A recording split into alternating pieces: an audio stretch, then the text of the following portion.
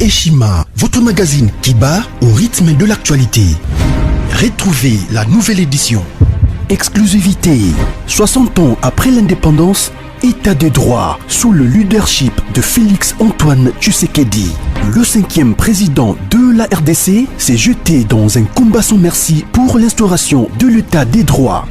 Contre vents et marées, Fachi Béton décide d'en finir avec une politique d'impunité, la gratuité de l'enseignement de base, l'amélioration des relations diplomatiques, la sacralisation du Conseil des ministres, l'indépendance de la justice, le redressement de la RDC, focus au Katanga. Le gouverneur Jacques Kiaboula construit les routes du Haut-Katanga pour relever le défi du social et du développement.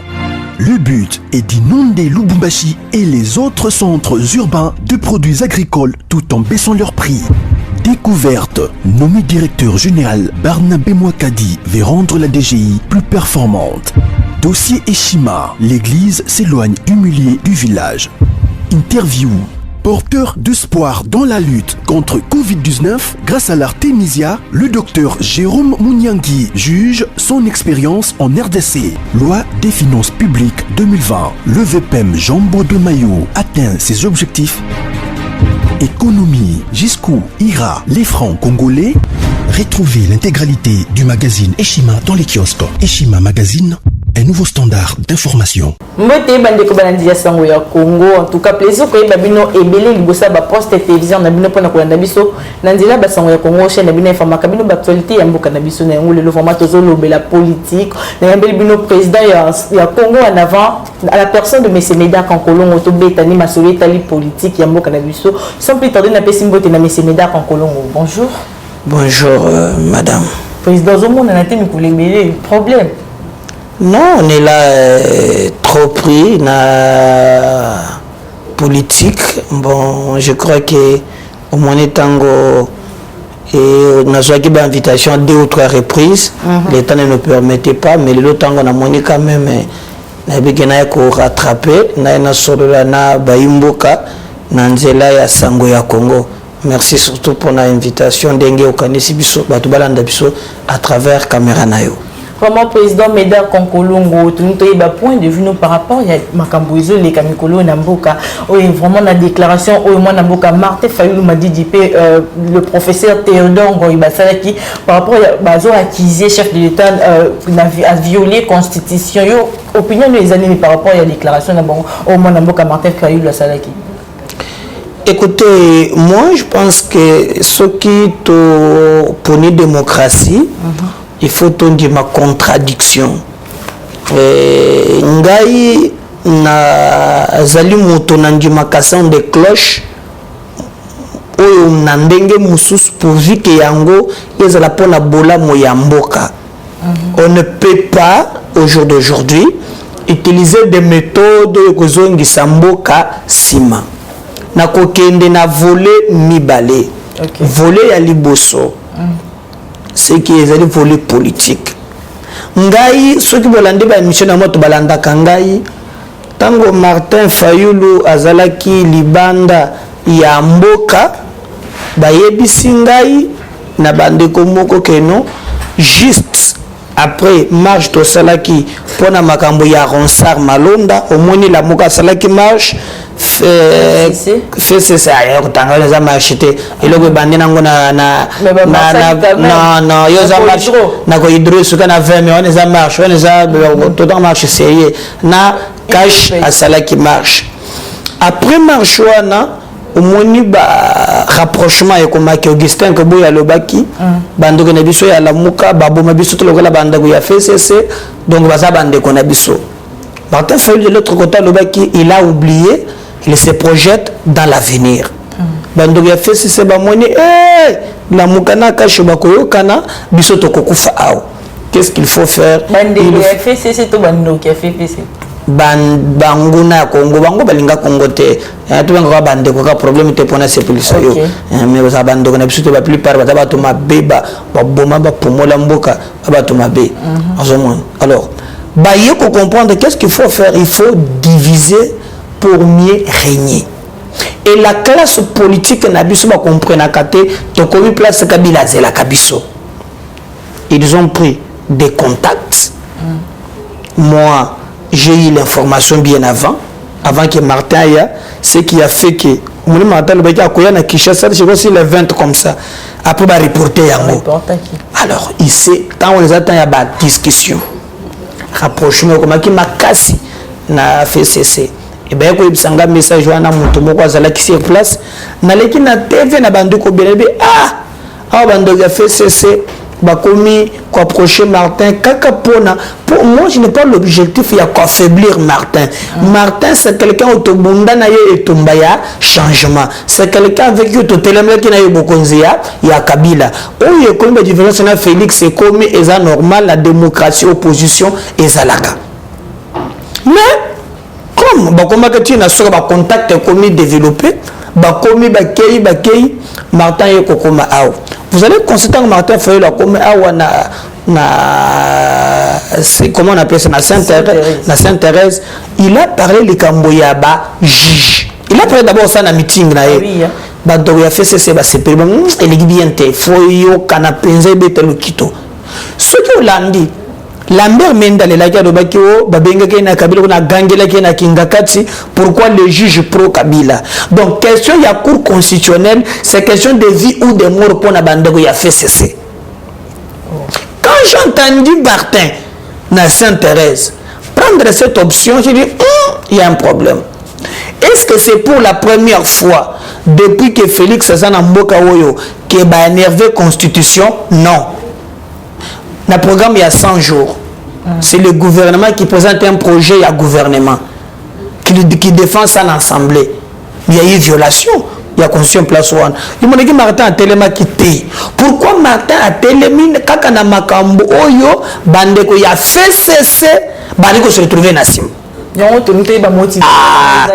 Et ben ça la qui déjà na kuma kuna kutanga yete kutanga na kuma kuna wana tanga la moto ngana so tanga ngaba kombo na tembe kuma place zele na zo komana nokona ozomwana. Alors si eyeko sala ke rapprochement wana muni Martin ko zo cause ya ba juge Lambert Mendale qui c'est ba juge pro Kabila.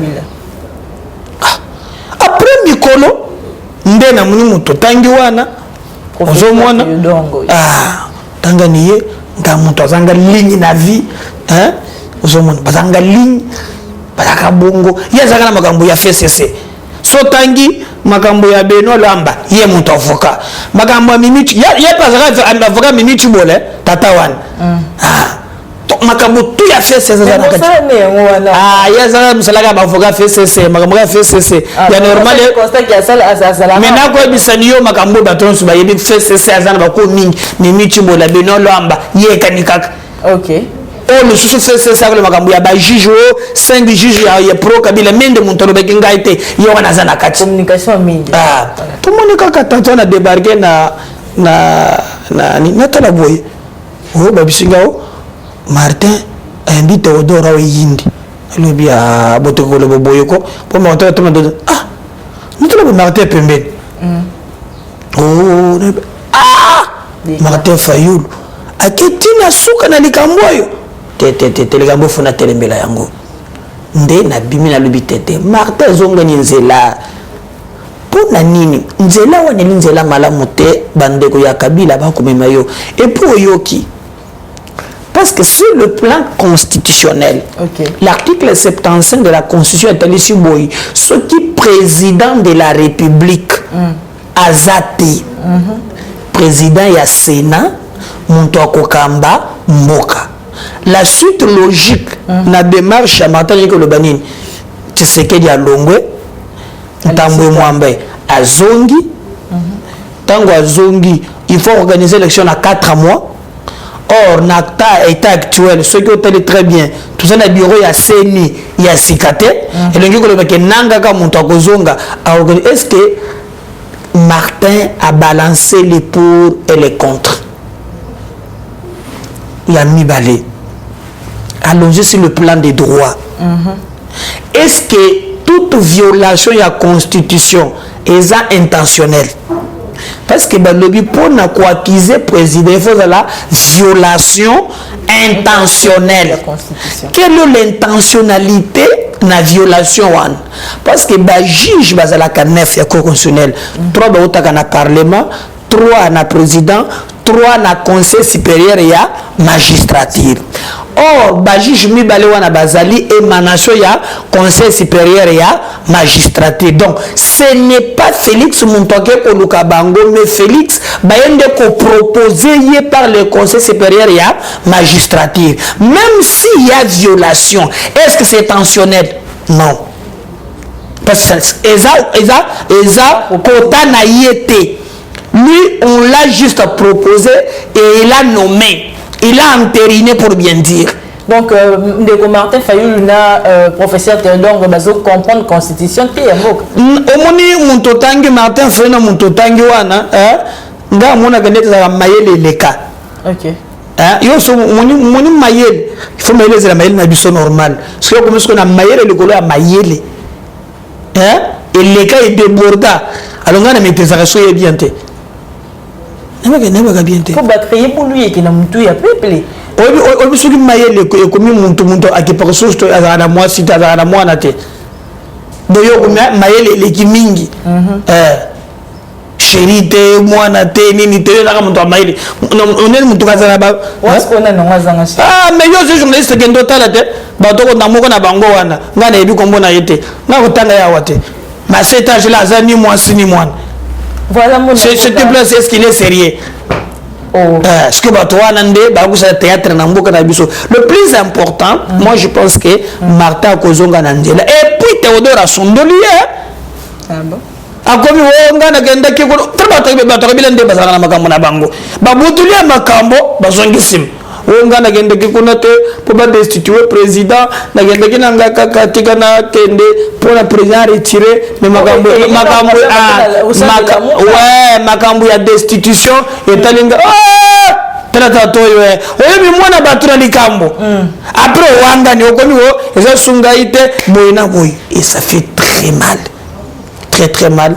Martin Fayulu akozonga ni nzela fait cesser nzela ya libungi. Mais comment on a vraiment tout le monde moko ya bango ya la muka ko bima na télé ko bana ko lo ba vérité mo ya kala à la personne de monsieur Mike Mukebai okati maloba ki par rapport à Martin Fayulu. Non, alobaki makambo ya mbongo na ye. Mbongo et tout parce que mozito atendelaki $1000 et $1000 pour besunga ye.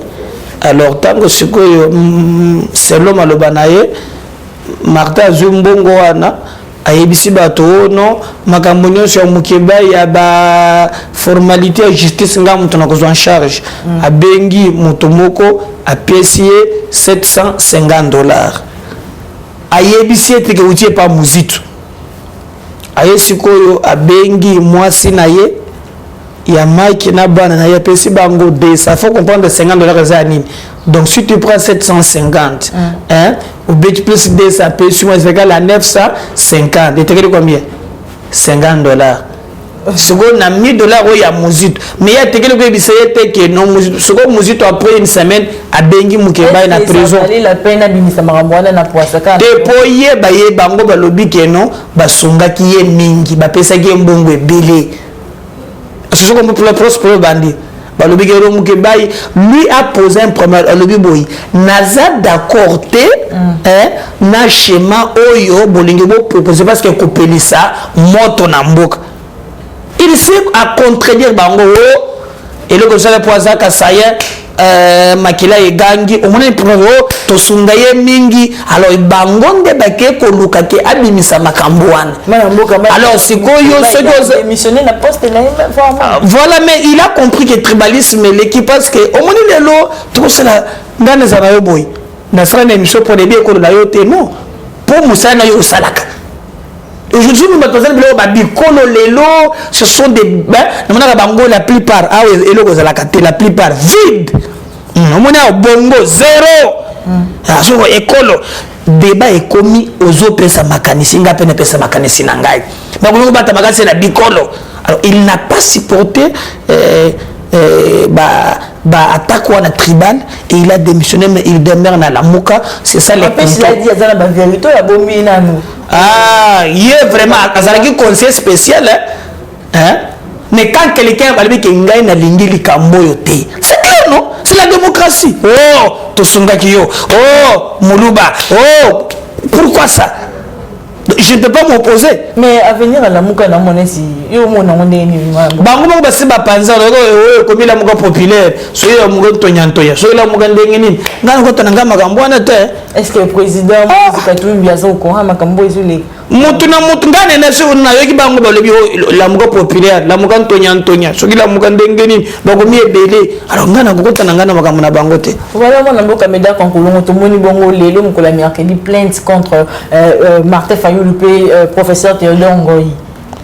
Il ne faut pas qu'il nous répondre. Je ne sais pas de quoi on les reproche. Est-ce que pour moi, provocation et incitation à des manquements envers l'autorité publique non. Et offense envers le chef de l'État. Et pour les blocs, ils ont préoccupé ça. Tout le monde ni moi, c'est ni moi. Professeur Théodore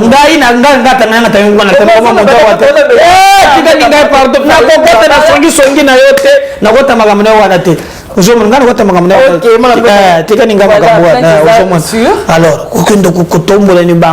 tout ça bamata tout ça non c'est le cas flatter flatter Félix botika ne Martin afanda na ye batu basali bongo o basali to bengango provocation contre le chef de l'État biloko wana to vona dikisa na Kabila ça ne sert à rien non laisser quelqu'un peut mettre son point de vue d'abord ils ont la chance moulaïté Théodore Asia wangani Fayulu yemo le bigi ngamu tuna mema yo na ngana memipo wali faila bango mama ndo zoto ya lamuka boko finga ningaga mandoke bisabino avec ko teke bena nanzela wono ngana yagite potolongola ba de situé président naga po ba reporter ba ordonnance donc je suis pas pour la démarche wana ezaba démarche moko qui nous fait reculer hein kotombola ni bato tout ça ce n'est pas bien.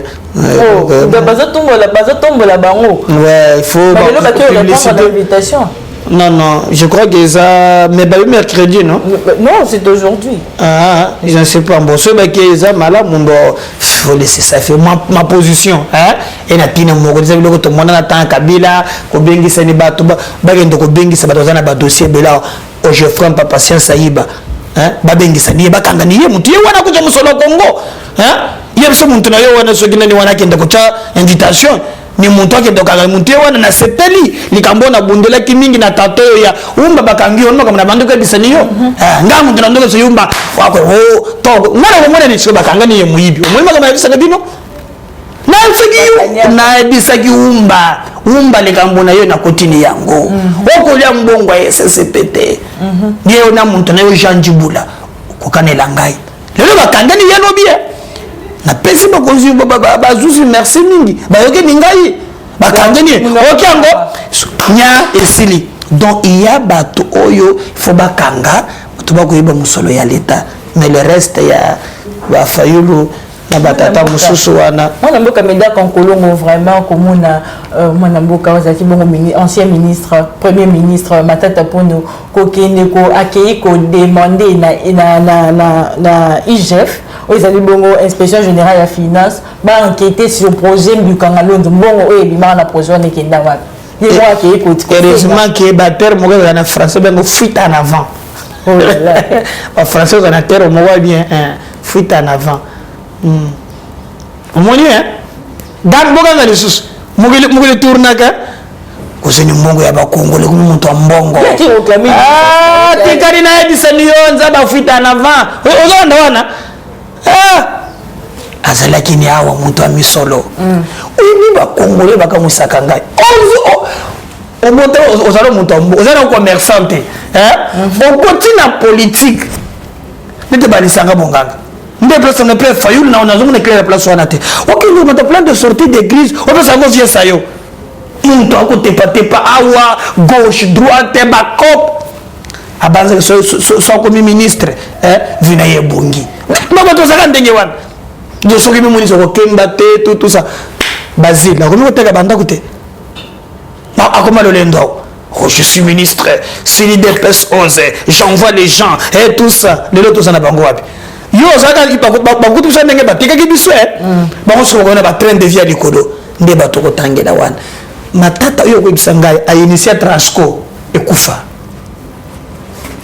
avion ya biloko so ya yeleki biso kibimba mbala oyo mosusu kana orite pumboka mbala moko na kisangane kangami ekufa mais bukanga lonzo ekufa mais université na ye privé yango ekufa te connaissala bana bayaka na potopoto na classe mikoleki a posé qui a raison alors bien projet wana vraiment depuis à longa premier ministre financement na monate botango za premier ministre ebimisoni. C'est le premier ministre qui pilote l'action gouvernementale. Bakekuna bakutike ba moteur ya tracteur ko ko tuna ba boîte ya bato afie cesse. Ba ni ba ndo kiri bato na kotanga ka bango te bato ba yina Congo.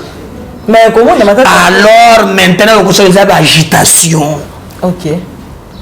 Mais apparemment comme ngai na salaki na ko de soutenir le gouvernement c'est chef de l'état. Ah, ouais le slogan le plus facile était, vous allez toujours comme d'habitude, chef de l'État est battre ni bato bazo musolo l'État. Ce qui est innocent.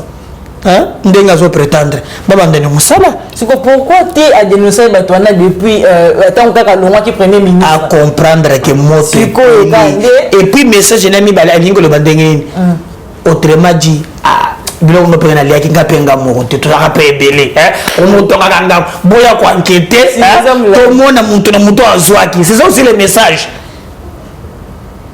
Et parce que ça n'a pas moi abato so pe bali yaki ko mikanga matata il je fais beau et très sérieux bato bazuzu ko porta na bango c'est bakamba bato na te na ozinga ne banzushi ba ko matina su. C'est ça les mal ya ba congolais au comme ministre au comme moi je mange 500 000 francs par jour. Mon le père on a pouvoir 500 000 francs par jour. Moi quoi ça là qui a au moins je mange 20 kilos de viande. Au télé ganine. Moi on a pouvoir. On retient ba mapang. Ba sunga ke mosolo nga agomi ko sanga na karibira ko tshana mutuka. Auto ko teka ndako. Donc c'est ridicule. Quand on vient en politique, on vient servir le peuple. On ne vient pas s'enrichir en politique. La politique, c'est la postola. Donc, ni kabi pour le peuple. Nous, il y a du soy. Balinga basi. Balinga ba monsieur bayemba bango. Sauf que nous avons le dollar bivore. L'homme aux yeux bleus. Le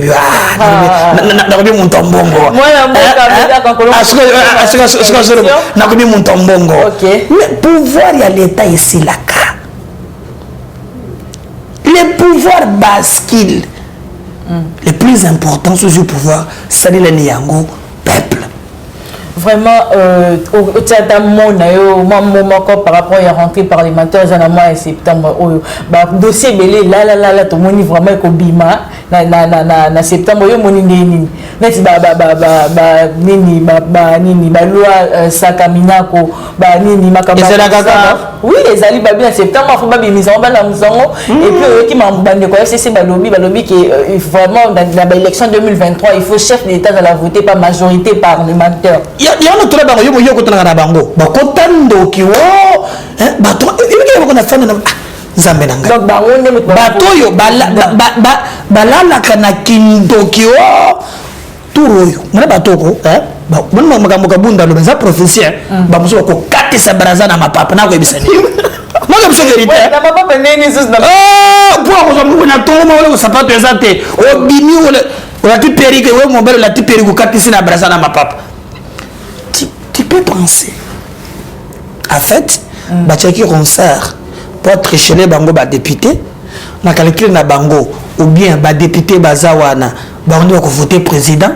Donc c'est de n'importe qui va accepter ça. Ah bon, baza majoritaire ba mi ba on est ba comment voter. Donc tout le monde écoute soit nous passe à le week 2023. Au moniteur on ba yiba bango zonga. Yo zo monete na kona ya wala na piscine. Bato batonda pla ba ko tsuloka na bambini. Tala yo train de vie yo mokonzi. Tala banda ko na biloko tala population pauvre. Population moni piscine, amona ngo trouble ezuye. Mais yo moko za na ngwe belé. À quoi sert tout ça? Yebena kamana zo biso yo lelo. Les commissions so ya FCC eza bondoki e ko le kate. Mina kuna rentrer aux hommes na oyo. Ba me ko lekiti na l'église ba do sensibiliser ba expliquer bango ba loi. Ba ya nango kaka. Arrogance c'est sili bango. E ko le kate notre peuple a déterminé la Kolongola. Pour toi na ko iko ba le mo makanisi. Pour voter président na ba député. Kabila to sala na eloko to sala bango ba na ba bota na fidele ba konda matame kota Congo pesa bango to ba yepembe ba yenwa bumu ba komina banda kumi Congo izuni ne pa na bango Congo pesa bango nyonso yo comment par exemple gentil abumi bato na yumbi bato ba oh bon na lebite ke abumi na pa ba bato ba bomani on a lapsus mais au komona ke bato ba we kuna ba lobi ki yeta za témoin donc trouble côté ya zala ki salami bibembe we tout ça ezongi boye yo wana Kabila ko pona cha gouverneur à Kinshasa ayeba wa kangine makambo zanga fongo bisiko fongo la fongo li yango ozona tomo kuna asilicité yoga mokonzi soki oboyi makambo na lobi sale ni mboka na yo Israël tellement tout Kabila memela biso aw bakala ba shimo ye pesa ba gongole kanda ile kwa na abundoki ekolekate vraiment mon mboka meda quand kolongo to comme na suka émission na biso tozo c'est le caméra op sa mot de la fin émission oh la kopesa yebande ko nangaye courage boye bake to komi na moment moko décisif pour être totombola mboka na biso au-delà ya ba contradiction na biso totola ka Congo to ngona ki fanatisme aveugle mais to regarder Congo parce qu'intérêt ya Congo et le qu'intérêt ya biso nyonso. Dieu garde le Congo parce que ce qui nous unit est plus fort que ce qui nous divise. Voilà, merci le président Médard Kankolon pour votre disponibilité. Merci à vous aussi, nos très chers abonnés de Sangoya Congo. Merci de m'avoir suivi. Restez branchés sur notre chaîne YouTube. C'était c'est Médard Kankolon. Je rappelle qu'il est président du parti Congo en avant. En tout cas, restez branchés sur notre chaîne YouTube. Rivan de Kinshasa. Merci à Serge Moua qui était derrière la caméra. On se retrouve très prochainement.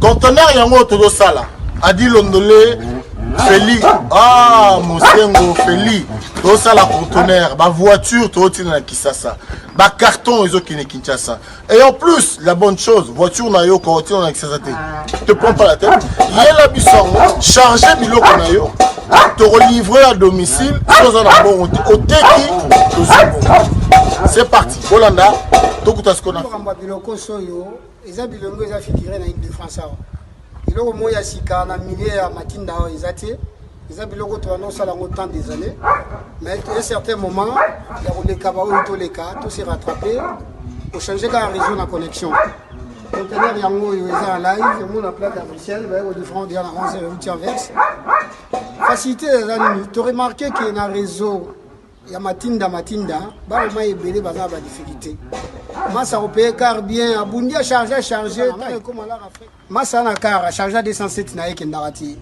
ozana car na voiture chaba bilokos na kati ke narati oye to sali ba papier to sali 30% voiture comme na Congo nga na fretant na conteneur tanga oteka nga na teki na longo li fret na nga na pourcentage yo ju le reste na yo